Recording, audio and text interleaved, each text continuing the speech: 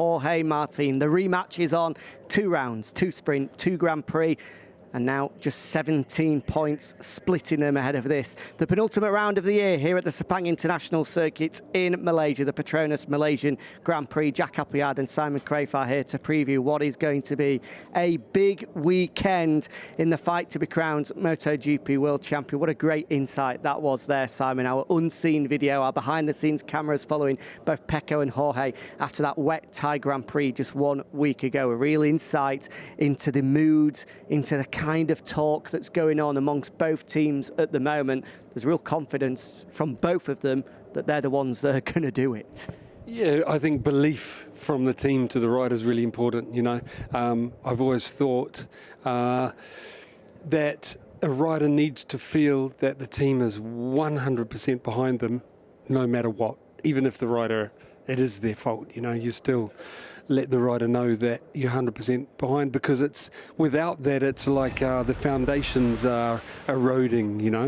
Yeah. And so the rider needs to be able to, if it makes sense, stand on that, you know, the support from the team. And it sounds like both of them have got that.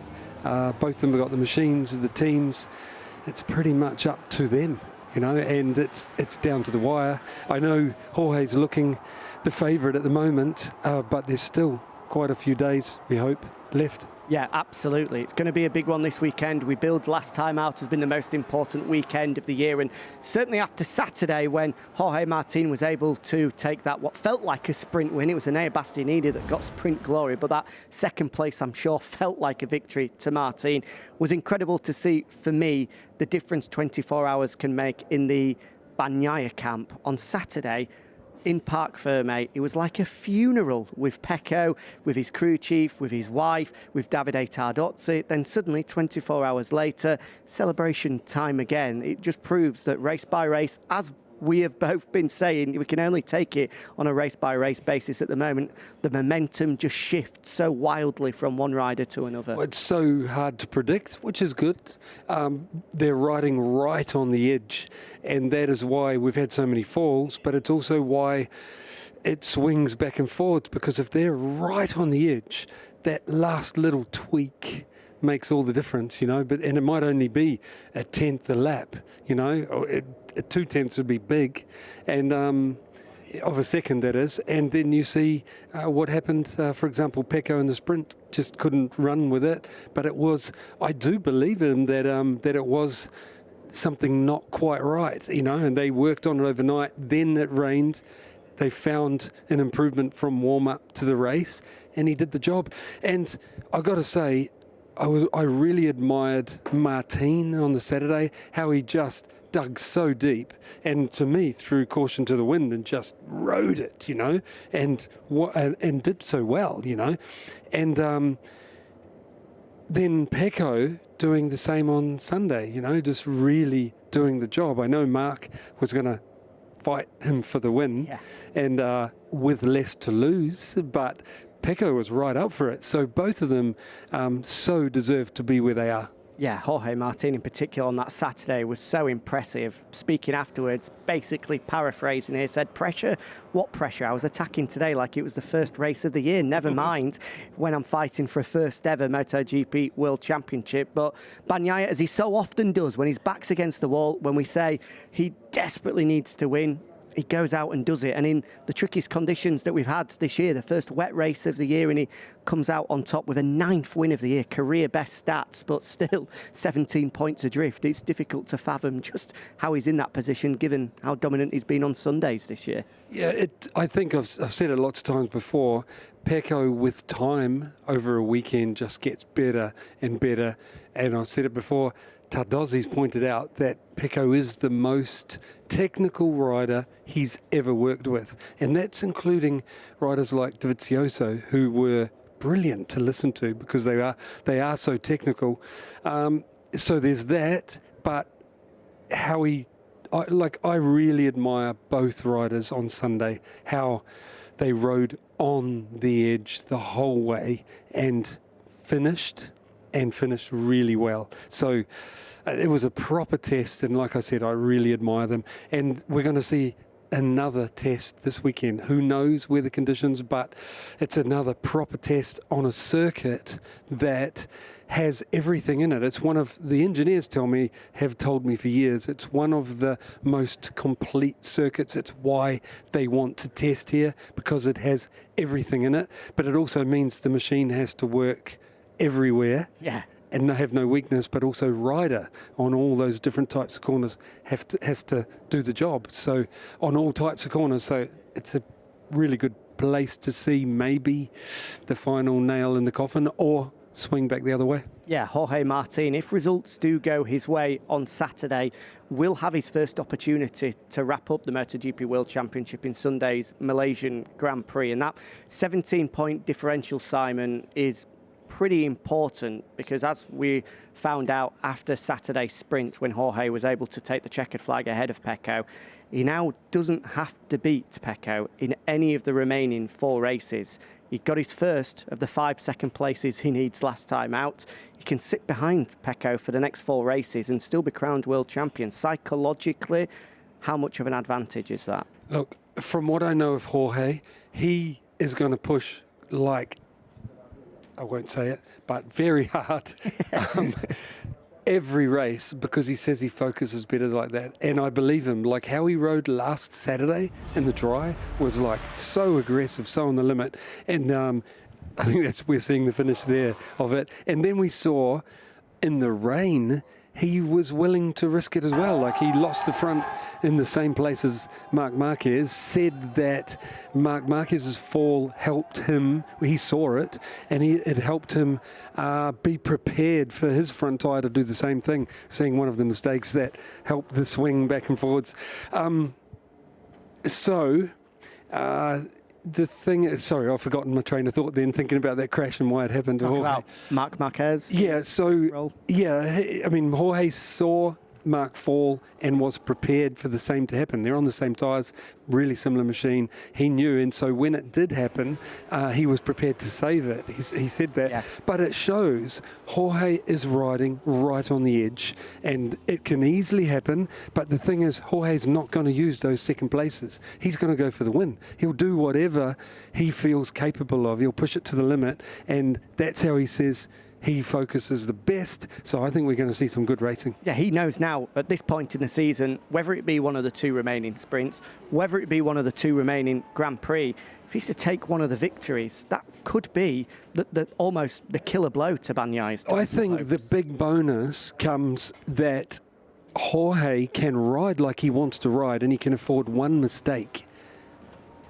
He can crash out of one and still manage to win the championship, you know, where Pecco can't. That, I think, is where the advantage is. And he has to take over 8 points out of Martin, both this weekend and then again in Valencia. We saw in that footage behind the scenes from Parc Ferme on Sunday, Fonzi Nieto, the sporting director at Prima Pramac Racing, and Jorge said, this is our place here at Malaysia. Although results have never gone his way, you do look at the form that he's had around here in qualifying, electrically hot. Should have won the race in 2022 before he crashed out. Yes, last year he admitted then that the pressure did get to him, but he's a different man this time around. It's a huge, huge weekend, and Martin coming in with that kind of confidence, you'd imagine will worry Pecco. I agree. The statistics, Jorge here looks the faster. Yeah. But Bagnaia had never won a GP in the rain, and he did last weekend. So, yeah, it's really, Bagnaia might find something extra. His team work really well to try and do that. They will be right now, you know, from Friday on, they'll be trying to find an edge. So I think it's going to be close. How much pressure is on Bagnaia and his team in particular, knowing in these final 2 rounds that anything other than perfection, having those perfect weekends this weekend and next time out, could cost them the World Championship? Yeah, one wrong move, you know, wrong direction, you're dead right. Huge pressure on a team and a rider to find it. I think they're capable, you know, really do. I think they're going to have a good one. As an overall, because I'm sure you're curious, always, about this circuit and who's going to go well, the standout bike is the GP24. We're saying it every weekend, but it has the bike here and the rider have to work on all different strengths. You know, they can't have a weakness in any area. That's why I think 3 GP24s on the podium. And if that doesn't happen, it means one of them have made a mistake and allowed a GP23 on there. That's what I believe. And we imagine that GP23 will be Marc Marquez. We just have to look at the form book, and he's been there to pick up the pieces, or has been able to go with the 24s if for whatever reason they're not at the pace. Yeah, the thing is, though, Mark admitted last week, before the weekend started, that if it's going to rain, he would like it to rain here in Malaysia, because he felt strong in Thailand, and Malaysia isn't one of his favourite tracks, so he believes he's going to struggle more here. And you put that, like, it's not a left-hand track, you know, it's not one of his favourites, and he's not on a GP24. It's going to take one of the GP24s to make a mistake. And when I say one of those three, it's Jorge, Pecco, and Anea. Anea, brilliant here last year. Yeah. The thing is, the big difference is, Alex Marquez, for example, brilliant in the sprint last year, but the GP22 and GP23 were close. You know, they had differences, but it wasn't a massive difference in performance on track, where I think we're seeing the big difference, GP23, GP24, and it's why I think it'll be hard for Mark to make up at a track he doesn't like. Well, is that one of Pecco's biggest worries at the moment, in that he needs riders in between himself and Jorge? And looking at the form book, looking at how things are going to play out this weekend, it's not like years past where we've got a whole host of contenders that could get in the mix. Looks as though his only hope is on the other side of the box in Enea Bastianini to try and take points away. Yeah, dead right, that's all. I really think, though, in Enea's position, you're just going to go for the win. Well, because he's leaving, he's going to KTM, you know. Ducati didn't want him. Why would you do anything other than try to win for yourself, you know? That's how I see it anyway. I might be wrong, but... Well, that question was put to Enea Bastianini earlier by our colleague Lewis Sotheby. Question being, if the phone call came, if the notice board came out on your pit board during Sunday's Grand Prix to try and help out your teammate, would you? Pretty definitive answer, no. Is exactly what he said. That's what I thought. Exactly as you assumed, Simon. And Enea didn't even mind ignoring a long lap penalty, you know. Yeah. Ignoring Freddie. I reckon he'll ignore the team. Of course, he has had the P2 OK board here a couple of years ago in that tense duel between Bagnaia and Enea Bastianini, who's in the Gresini colours, of course. And I've got to say, fair enough. And on Enea's position, that's why I said it.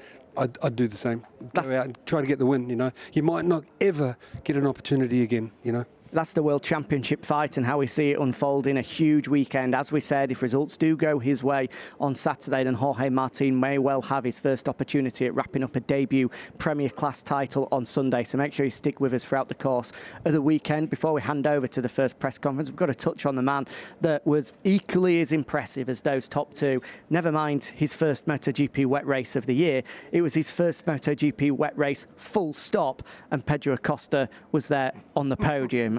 Again, what a fantastic ride from the Spanish rookie to chase down and pass his two Pira Mobility counterparts, first in Brad Binder, then in that unbelievable duel with Jack Miller, which for me, I think it goes down as... Both enjoyed too. Yeah, one of the best we've seen of the year. They were not giving each other an inch. It was great entertainment with Pedro coming out on top. Yes, and Pedro and Jack kept it clean, which was nice. You know, there was no running into each other on purpose or opening gas or cutting each other's wheel off. They kept it clean. Like, there was one opportunity for Pedro to keep the throttle on and ram into the side of Jack, and he rolled it off and kept, and then, you know what I'm saying, they both did it clean. And if you watched Pedro's podcast before this, he's 20 years old. At 17, a couple of years ago, I listened to him and I thought, he sounds 25. You know, now he's 20, he sounds 30, you know, or 27, the way he approaches stuff. He's really clear how he thinks of things, throws a few swear words in, but I think it's how the team talk with him, so he just talks like that. He doesn't know that it's not completely acceptable, but I love listening to him, I really do. And he's really going to do things in our sport in the future. Is he potentially a dark horse this weekend. We didn't expect him to be up there challenging Jorge in Indonesia. I don't think we expected him to come through in the wet with his first opportunity in those conditions. Could, if everything goes right, he potentially be someone to challenge the top two this weekend? I genuinely like the thought of that. You know? I really do. But No. I mean, he has not the same level of machinery at the moment. It's clear.